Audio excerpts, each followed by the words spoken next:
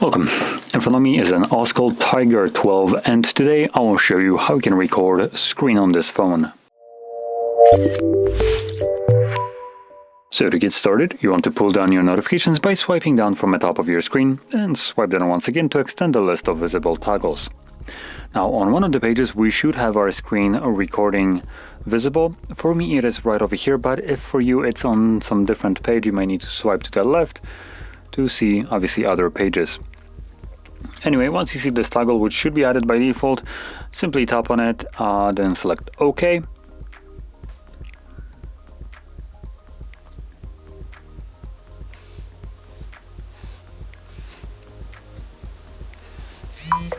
Once you tap on this overlay, it gets automatically stopped, saved to your gallery.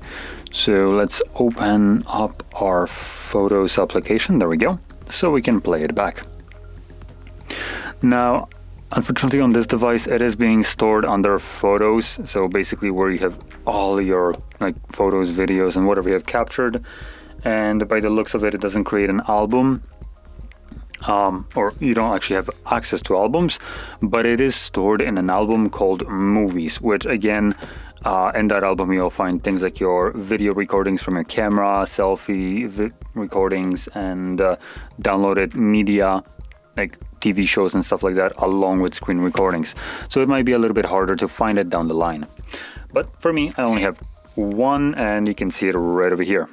Now it does also record audio by default, meaning the voice audio. That's kind of why you heard that, though the actual quality of the sound isn't necessarily the best. And it's also picking up some minute noises that you do when you interact with the device itself.